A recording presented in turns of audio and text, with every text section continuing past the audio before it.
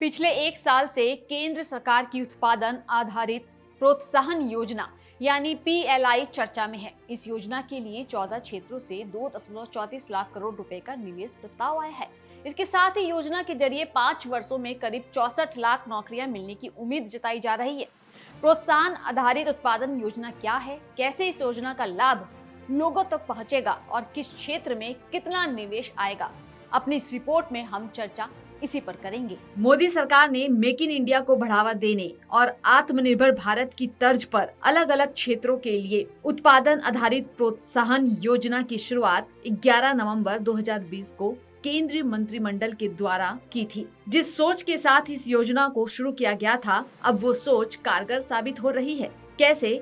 ध्यान दीजिएगा इन महत्वपूर्ण बातों पर। उत्पादन आधारित प्रोत्साहन योजना के तहत 14 क्षेत्रों से 2.34 लाख करोड़ रुपए का निवेश प्रस्ताव आया है। अगले 5 वर्षों में करीब 64 लाख नौकरियां मिलने की उम्मीद है। इस योजना में खाद्य प्रसंस्करण और कपड़ा से लेकर वाहन और इलेक्ट्रॉनिक्स समेत कई क्षेत्रों की कंपनियां हिस्सा ले रही हैं। उत्पादन आधारित प्रोत्साहन योजना यानी कि पीएलआई का मकसद देश की जरूरत पूरी करने वाले सेक्टर की मदद करना और उनके लिए आयात पर निर्भरता घटाना है। अब आपको इस योजना के बारे में जानकारी देते हैं। उत्पादन आधारित प्रोत्साहन योजना का मुख्य उद्देश्य घरेलू विनिर्माण को बढ़ावा देना है। आयात बिल यानी खर्च में कटौती करना भी इस योजना का उद्देश्य है। इस योजना के माध्यम से बेरोजगारी दर में भी गिरावट आएगी। इस योजना के अंतर्गत सकल घरेलू उत्पाद का 16% योगदान होगा। प्रोडक्शन बेस्ड इंसेंटिव स्कीम 2022 के माध्यम से देश के विभिन्न उत्पादन सेक्टरों को धनराशि प्रदान की जाएगी। विदेशी कंपनियां भी भारत में उत्पाद करने के लिए प्रोत्साहित होंगी। अब आपके सामने ये जो डाटाबेस है, जिसमें उत्पादन आधारित प्रोत्साहन योजना के अंतर्गत प्रत्येक क्षेत्र का बजट दिया हुआ है। इस डाटे को गौर से देखिएगा। एडवांस केमिस्ट्री सेल बैटरी के लिए बजट रखा गया है 18,100 करोड़ रुपए। तो वहीं फार्मास्यूटिकल ड्रग्स के लिए 15,000 करोड़ रुपए,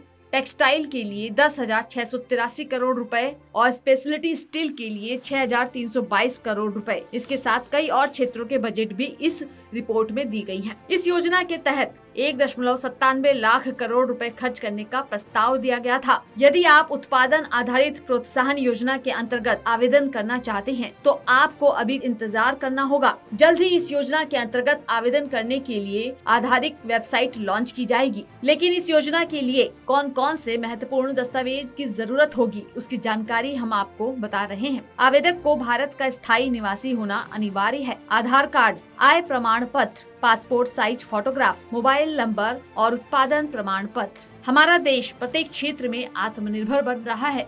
सरकार देश में उत्पादन बढ़ाने के लिए निरंतर प्रयास कर रही है। इसी वजह से सरकार समय समय पर योजनाएं आरंभ करती रहती है। पीएलआई स्कीम के तहत आने वाले समय में निवेश और रोजगार बढ़ने के साथ देश की आर्थिक रफ्तार बढ़ाने में भी मददगार साबित हो सकता है।